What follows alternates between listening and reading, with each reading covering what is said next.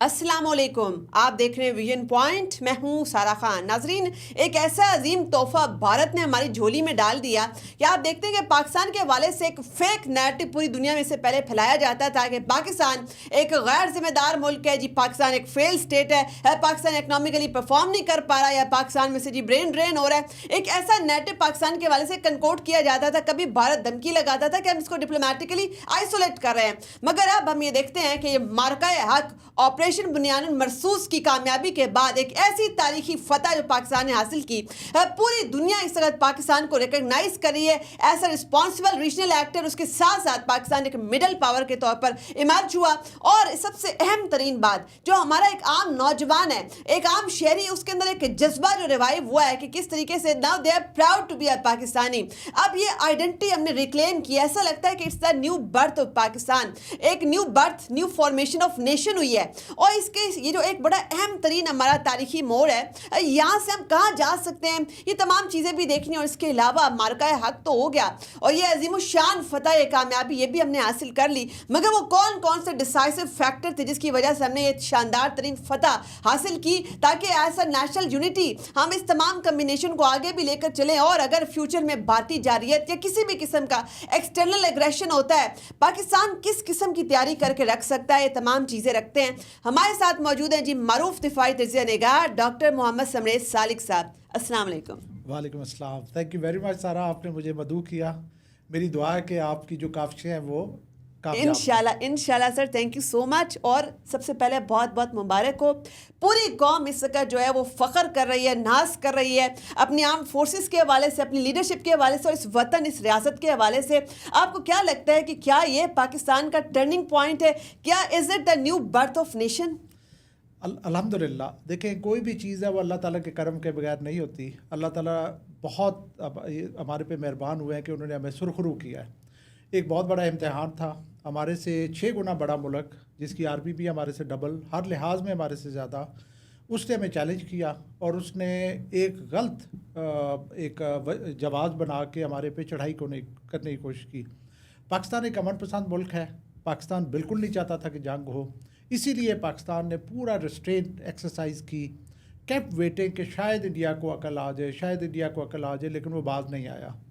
उसके बाद फिर जो हमारे पास मौका था, जिसको कहते हैं दी मोमेंट, वो हमने स्ट्राइक किया और ऐसा स्ट्राइक किया कि पूरी दुनिया को पता चला कि पाकिस्तान की इस खत्ते में और दुनिया में क्या वक़्त है।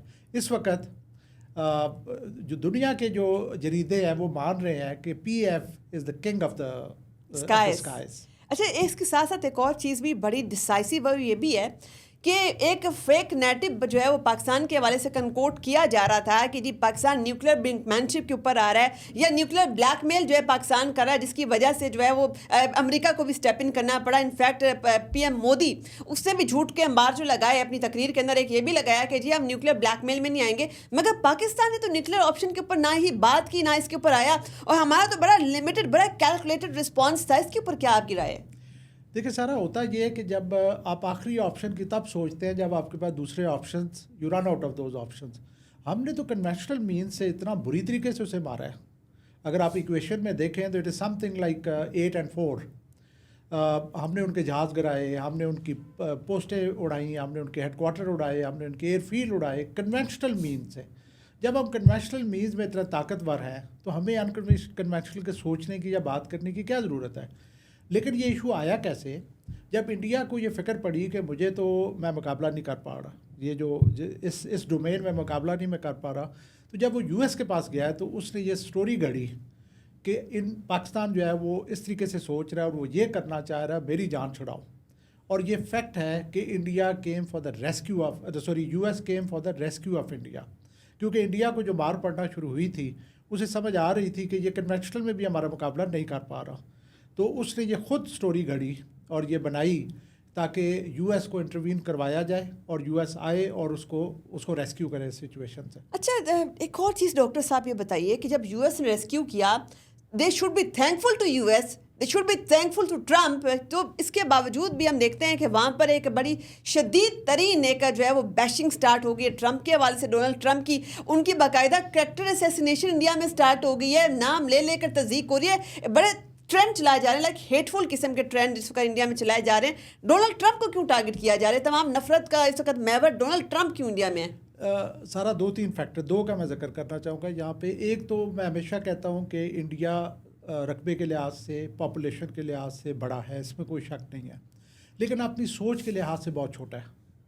उसकी सोच, उसका स्ट्रेटेजिक थाट, उसकी हरकतें हैं, वो बहुत छोटे लोगों वाली हैं। ना सिर्फ यूएस, उन्होंने ईरान को भी नाराज़ किया इस एपिसोड में, उन्होंने सऊदी अरेबिया को भी नाराज़ किया, उन्होंने फ्रांस को भी नाराज़ किया, उन्होंने रशिया को भी नाराज़ किया। ह्यूमन साइकोलॉजी का हिस्सा है कि जब मुझे कोई सेटबैक होगा, मेरा कोई फेलियर होगा, मुझे कोई जो एम्बैरेसमेंट होगी, तो मैं अपने अंदर नहीं सोचूंगा कि मैंने कहाँ पे मैं कमियां की हैं जिसकी वजह से मुझे, और मैं उसको किसी और पे थोपने की कोशिश करूँगा just to find a justification. India miserably fail हुआ है और एक अपने छोटे जो राइवल्स के हाथों फेल हुआ और बहुत बुरे तरीके से जलील हुआ है, अजीमत उठानी पड़ी है। उसको कवर अप करने के लिए जो भी अभी आप चीज़ें सुन रहे हैं ना, कि ट्रंप को एलिगेशन लगा रहे हैं कि उसकी वजह से हुआ है, ईरान को कहेंगे तुम्हारी वजह से हुआ है, सऊदीया को कहेंगे तुम्हारी वजह से हुआ है, तो ये नहीं कहेंगे कि हम खुद वीक थे। अच्छा, ये जो आप बात कर रहे हैं ना कि दूसरे ममालिक के ऊपर इल्ज़ाम थोपने की कोशिश की जा रही है, मैं जब से जो है Indian media commentary, Indian social media को ऑब्जर्व कर रही हूँ, उनके आम शहरियों की तासुरात देख रही हूँ, इस वक्त उनका सारा गम और गुस्सा, डेस्परेशन, फ्रस्ट्रेशन पता कहाँ निकल रही है? टर्की के ऊपर निकल रही है, चाइना के ऊपर निकल रही है, ईरान के ऊपर निकल रही है। बाकायदा बड़ी बड़ी कंपनियाँ कह रही है कि हम इस साल जो है ना ट्रैवल टूर गाइड जो है हम अज़रबैजान के लिए, टर्की के लिए, ईरान के लिए हम नहीं जारी करेंगे, कुछ भी नहीं निकालेंगे। तो ये इतना गुस्सा, इसका मतलब ये हुआ कि पाकिस्तान को डिप्लोमेटिकली आइसोलेट करते करते इंडिया खुद आइसोलेट हो गया है। देखिए, होता ये कि कुछ उनके क्लेम्स हैं और कुछ है उनके एटीट्यूड एंड बिहेवियर। क्लेम तो उनका ये है कि हमें कुछ नहीं हुआ, हम तो बिल्कुल ठीक है, हम तो फिर ये गुस्सा कहाँ से आ रहा है? यहाँ तक कह रहे हैं कि जी हम तो जीते हुए हैं, हम तो पता नहीं ये कर दिया हमने। लेकिन हरकतें देखें, जो उनकी फ्रस्ट्रेशन और एनजाइटी है, जिस तरीके से उनका गुस्सा है, ट्रंप जैसे बंदे को भी वो माफ़ नहीं कर रहे जिसने उनकी जान बचाई है।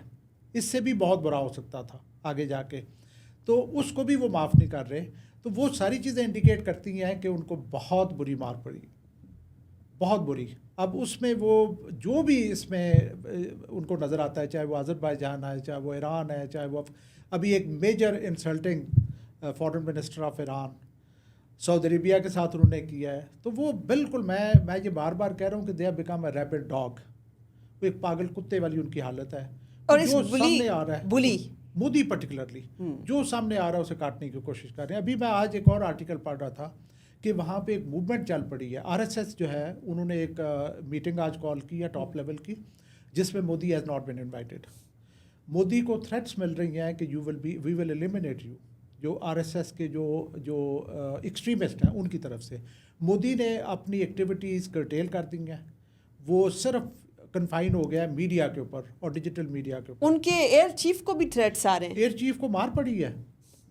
एक कॉन्फ्रेंस हो रही थी, उसके ऊपर जो राफेल के पायलट से 4 हिंदू पायलट्स, उन्होंने कहा जी कि तुमने अपनी फेथ की वजह से हमें रिस्ट्रिक्ट किया, हमें आगे नहीं जाने दिया।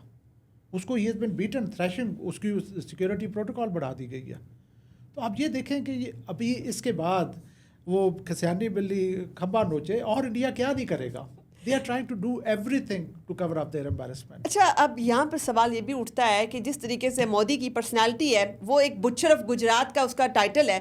एक ऐसा बंदा जब उसको एक शदीद हजीमत का सामना भी करना पड़ा, जो अपने पॉलिटिकल माइलेज के लिए किसी भी हाथ को क्रॉस करने के लिए तैयार हो, जब ये बैकलैश आएगी और उसके बाद उसका पॉलिटिकल कैरियर दोबारा स्टेक पर होगा, एक हिंदू राइट जो है वहाँ पर वो इसको मजबूर करेगी।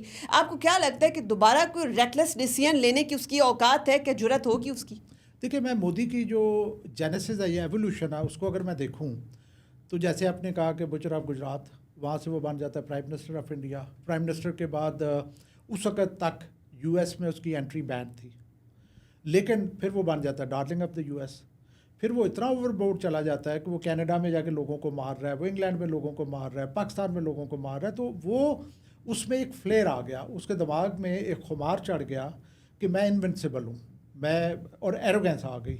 एंड आप यकीन करें कि ये जो एपिसोड हुआ है, इसका एक बहुत बड़ा फैक्टर ये है कि इस पर्सनल एरोगेंस कि जी मैं बहुत बड़ा इनविंसिबल चीज़ हूँ और I been chosen by the gods, और मुझे कोई शिकस्त नहीं दे सकता। दैट इज़ द रीज़न कि he is been brought to the dust. اب جو آپ کا دوسرا سوال ہے، اور کافی اس پہ بات چیت آج کل ہو رہی ہے، لیکن میں یہ سمجھتا ہوں کہ for the time being, for a reasonably good time, India ہمت نہیں کرے گا. لیکن we don't have to lower our guards, because اس سے آپ کچھ بھی ایکسپیکٹ کر سکتے ہیں. باتیں وہ ساری کریں گے، باتیں وہ ایسی کریں گے جیسے جو ہے نا وہ ابھی تک جو ہے نا وہ ان کا پارا جو ہے وہ 100 پہ ہے. لیکن یہ ہے کہ وہ اپنی جو ان ایڈیکویسیز ہیں جو اس کانفلکٹ میں سامنے آئی ہیں ان کو ایڈریس کریں گے through their allies like Israel and US. اس کیپیبلٹی کو ایڈریس کرنے کے بعد ہو سکتا ہے کہ ایک اور پلوامہ کریں، ایک اور پہلگام کریں، ایک اور سٹیج مینیج کریں چیزیں، اور دوبارہ سے پاکستان پہ چڑھائی کریں. بٹ میری اسیسمنٹ میں it is not in a short term, it is in the long term. in the long run. اچھا ان دا شارٹ ٹرم اگر ہم یہ دیکھیں تو یہ بھی ان کا غصہ جو ہے اپنی اقلیتوں کے اندر جو نکل رہا ہے اس کی ایک کیجویلٹی وہاں کی سکھ کمیونٹی بھی ہے. ہم یہ دیکھتے ہیں کہ during the period of conflict تب بھی جو اس کی مکمل کوشش تھی کہ خود ہی فالس فلیگ کر کے پنجاب کے اندر بھارتی پنجاب میں اپنی سکھ کمیونٹی کو ٹارگٹ کیا جائے. کبھی وہیں میزائل داغ دیے، کبھی وہیں کے اوپر کوئی ڈرون بھیج کے وہاں پہ تباہی مچا دی، اس کے بعد وہاں پہ بلیک آؤٹ کر دیا. ان کو مکمل خوف و ہراس میں رکھنا، پاکستان سے ڈرانا، پاکستان سے متنفر کرنا. مگر سکھ کمیونٹی جو آپ کو لگتا ہے کیا وہ اتنی بے وقوف ہے کوئی اس ٹریپ میں آئے گی؟ دیکھیے اگر آپ شروع سے دیکھیں نا، جب سے یہ انسیڈنٹ ہوا ہے اور پری ہاسٹیلٹیز جو پیریڈ تھا 12-13 دن کا، اس میں اگر آپ نوٹس کریں تو پاکستان کے سائڈ پہ یونیفیکیشن ہوئی ہے، انڈیا کے سائڈ پہ ڈویژن ہوئی ہے، اور وہ بکھرنا شروع ہو گئے. ان کے لیڈرز سیک کیے جا رہے تھے، نردرن کمانڈ کمانڈر کو سیک کیا گیا، ان کے ایئر فورس کے ڈپٹی چیف کو سیک کیا گیا، ان کے ایک انٹیلیجنس باس کو سیک کیا گیا general Rana. With in community divisions آنا شروع ہو گئی. سکھوں نے کہنا شروع کر دیا کہ ہم پاکستان کے خلاف نہیں لڑیں گے. مسلمان جو ہے ان کے اوپر ڈاؤٹس ہونا شروع ہو گئے. میں اگر آپ کو ایک فگر بتاؤں کہ سکھ جو ہیں وہ 8% ہے انڈین آرمی میں، وائل پاپولیشن کے لحاظ سے سکھوں کا نمبر جو ہے that is 2.something% of Indian population, but army میں دے آر 8%. مسلم جو ہے وہ 14% ہے ان پاپولیشن، بٹ آرمی میں دے آر 3%. تو سکھوں کی پرپورشن بہت ہائی ہے. یہ جو انسیڈنٹ جس کا میں ذکر کر رہا ہوں، جو PF جو ان کے انڈین ایئر فورس کا جو چیف ہے، ہی از آلسو سکھ، اس پہ بھی ڈاؤٹ کاسٹ کیے جا رہے ہیں. یہ نہیں سوچا جا رہا کہ ہم نالائق تھے، ہم پائلٹس نالائق تھے، ہمارے سے یہ کچھ نہیں ہوا. اب وہ اسکیپ بورڈ تلاش کریں گے، اس کے فیتھ کو کویسچن کریں گے، ٹرمپ کے پیچھے جائیں گے، وہ ہر کسی کے پیچھے جائیں گے، اپنی مائنورٹیز کے پیچھے جائیں گے، کشمیریوں کے اوپر مزید زندگی عذاب کریں گے، تنگ کریں گے. تو سکھوں کو انہوں نے بہت مس گائڈ کرنے کی کوشش کی ہے، لیکن سکھوں کا جو ٹرسٹ اور جو کانفیڈنس ہے پاکستان میں وہ عرصہ دراز سے چلا آ رہا ہے، اور وہ مس گائڈ نہیں ہوئے، اور وہ آگے بھی شیک نہیں ہوگا. ایبسلیوٹلی. اچھا ایک اور چیز ڈاکٹر صاحب، اس تمام ایپیسوڈ کے اندر چونکہ پاکستان کے لیے بہت سارے لیسنس بھی نکلے، بہت ساری اچھی چیزیں بھی نکل آئیں. ایک اچھی چیز جو ہے وہ یہ بھی نکلتی ہوئی نظر آ رہی ہے کہ پاکستان جو ہے، اس کے حوالے سے ایک پرسیپشن تھا کہ پاکستان جو ہے وہ ایک ناکام ریاست ہے. یہ بنایا گیا یہ پرسیپشن بڑا کیئرفلی. تو اب پاکستان تو ایک مڈل پاور بن کے ایمرج ہوا ہے. US بھی اب پاکستان سے ٹریڈ کی باتیں کر رہا ہے. پاکستان ایک بڑی فارمیڈیبل پاور بن کے ایمرج ہوا ہے، اور اب رولز آف دا گیم چونکہ اب چینج ہو گئی ہے.